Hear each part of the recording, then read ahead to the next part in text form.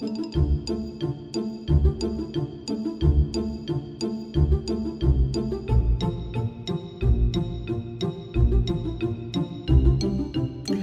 it's me, Annalisa Boyd, Orthodox Christian wife, mom to almost 10. Yay! She's so cute. She just turned 2 yesterday, too. I mean, they're all cute because even if nobody else thinks they're cute, you think your own kids are cute. Oh my goodness, but she is cute. All right, so, mom to almost 10 and the author of The Ascetic Lives of Mothers, Hear Me, and Special Agents of Christ. I've been going through a list of questions that were asked by a mother of preschoolers or a MOPS group to a panel of moms a few weeks ago. And I just have 4 left. 4 left. Let's see if we can get through. Maybe we can get through all of them this time. But yeah, really good. It's really making me think. Hopefully it's been helpful to somebody, anybody. I had to move the phone closer because the sun's coming in the car. I'm going to start sweating. There we go. All right. How did you keep the spark in your marriage?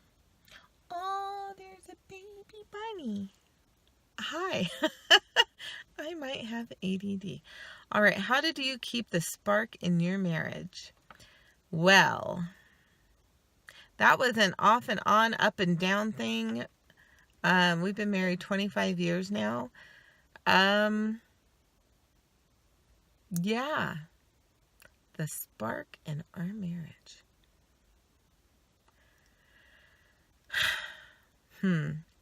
I know one difficulty that a lot of moms have is that we're tired. We are tired because we have been putting everything we have into the caring of our children and the upkeep of our home every day, whether we work outside the home or inside the home. That is what we're doing every day. That is our focus every day. For some of us, the last thing we want is for somebody to touch us because we've been touched all day. Mom, mommy, mom. I have one daughter. She would come up and she would put her hand, like if I was on the phone, and she would start vibrating her hand and I'd be like, stop. It just, drove me crazy. Anyway, but we need to try to work on our mindset. And if our husbands, for example, it needs to be a mutual thing. Intimacy is not something that can be forced, but it is something that we can plan for a lot of times. So, for example, if I saw that my husband was wanting to cuddle or be romantic or intimate, I would work on preparing myself. I would let him know, like, give me like an hour, or give me, I need to do these few things, and then let's connect at, such and such a time. And for the most part, he would like go away and leave me alone. Or he would, instead of trying to work on trying to get my attention and luring the female, all I can think is like animal kingdom stuff, how the male animal of the species tries to lure the female. And, but just having that time, by him not having to do that or trying to be working on that, and know that I will be giving him the time of day in just a little while, that would allow him to participate in the life of the home, and that would allow me to kind of get my head around letting everything else go that had to do with the household and the children, and being available to talk with or cuddle with or be intimate with my husband. And being joyful about it. And he's not an intrusion. We got married because we love each other. We were attracted to each other. There are things about him that are like, that, nobody else may see, but I see because he's mine. And remembering that and bringing that to those moments, that's really, it doesn't have to be anything past that. It really doesn't have to be like, let's find special ways to whatever. It's going to look different in every family, but it's really as simple as, I really like this guy. And even if he may have annoyed me at some point, I still overall really like this guy.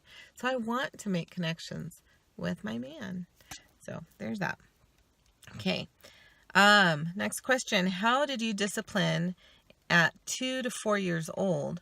What if nothing is working and rebellion is the number one response from this child? This is my favorite question, and I wasn't even able to get to this there, but this is why it's so important. This is read the Dr. Philip Mamalakis book on parenting toward the kingdom, because I think this is what one of the biggest pieces I got from him is that, okay, 2 to 4 year olds are really miniature teenagers. They are insane. I feel like the age of 3 lasts for like 2 years. I don't like 3. I don't like my 3-year-olds. I don't like other people's 3-year-olds because they're just so all the time, just defiant, rebellious. However, we need to separate ourselves from what they're doing because it is developmentally appropriate for them to be being creeps. Isn't that great to know? It is so helpful to know that and come from that perspective, knowing that they're not just scheming and being rebellious. They are testing the waters, testing the boundaries. Everything, it's the age where they're asking why about everything and want an explanation for everything. And that's what they're doing with their behavior. They're running experiments. So what happens if they need to know that they're going to be loved no matter what? They need to know that, it's really hard when you want to do something and you're not allowed to do it. It's really hard when you want to jump off the roof to the house and I have to say no. I really wish you could fly. That would be so cool. And acknowledging, validating their feelings, or as Dr. Philip Mamalaka says, being on the side of the feelings. It doesn't mean that you're going to say yes, but it means that we're on the side of the feelings. I know. That's so hard. You may still have to, hang out in your room, but most of that stuff doesn't need to be disciplined as far as there are consequences. So like my kids, a lot of times when I have a 3-year-old, she's almost 4, but this 3-year-old, she's just, and she gives you the stink eye. Oh my goodness, it's crazy. But, she may still have to go to her room, but she's not necessarily going to lose privileges. So you're having a really hard time right now. I know you really want to do this thing, and we name the thing that she wants to do, and that it's disappointing that we can't do that thing. I'm going to have you, you're going to go be in your room for a while, doors open. When you feel like you're able to be out here without shrieking like a banshee, you are welcome to come out, and you're not in trouble. You're not in trouble. They are being the age developmentally that they are, and they are learning, and we can praise them when they calm down and be like, that was really hard to calm down because you really wanted to do that thing. Good job. So that's how we handle that. And there are times when discipline, where they lose something, a privilege or something like that, where that is appropriate. But for the most part, and this is not how I parented my older ones. This is a book I wish I had when my kids, when I first started parenting. Sometimes it feels counterintuitive, but they are having to learn to deal with disappointment, challenges, frustration, and they do not have the skill set yet to do that. Same with the teenagers. It's a lot uglier with the teenagers, but it's the same thing with the teenagers. They do not have the skill set yet to deal with all the hormone flashes that they're getting and all the, all this stuff that's going on, and we're helping them to develop that skill set. Punishment does not help them to develop that skill set. Successfully weathering the storm and coming out the other side helps them to start building that skill set. So I would not actually call it rebellion. It is a developmentally appropriate time I'm so sorry, but it is. All right. Hints on how not to lose your temper with your husband or kids. Well, I love Little Women. And one of the reasons I love Little Women is Marmee. Love Marmee. So there was a situation where Jo, the tomboy of the family, I think she's the second daughter, she just gets angry all the time. Things just tick her off. And she was so discouraged because over and over again, her anger and temper got the better of her. And she was confiding in her mother and said, you know, it's easy for you to comfort me because you're never angry. And she went, haha, I'm angry all the time. I am angry all the time. But I've learned, I think in the book, she learned to hum when she was feeling angry. And Jo was thinking, she hums a lot. And she thought she was just being pleasant. So she had gotten to the point where she could not show the anger outwardly, but she was still trying to deal with it inwardly and was hoping that someday she'd get to that point where she wouldn't even have to do that anymore, that she would be able to be at peace. And I think that is what we're striving for, is if we are prone to anger or have a hot temper, if we are prone to those things, I come from a long line of women who are just like, really? Fight me, But if we can get to that place where we are able to say, Lord have mercy, and cross ourselves and either walk away, go do something else, pray, but away from everybody, then we are being proactive in fighting that battle. And it may be a lifelong battle. It may be, because honestly, parenting and wifing can bring out the worst in a person. And we are learning how to interact with other humans with different wills and attitudes and perspectives and ways of dealing with stuff that may just rub us the wrong way.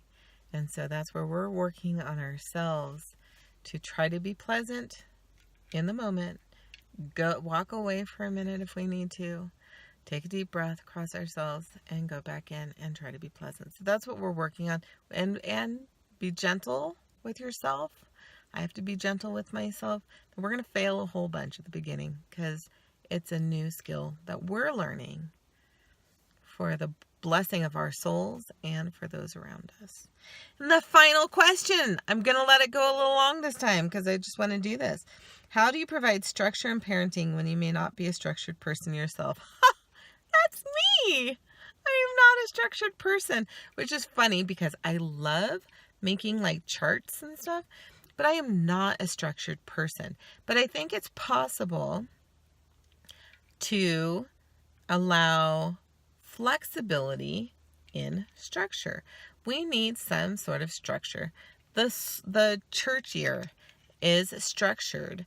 The day is structured, if you think about it, as far as having times for prayer and all of that. And we have fasting and feasting times and all of that.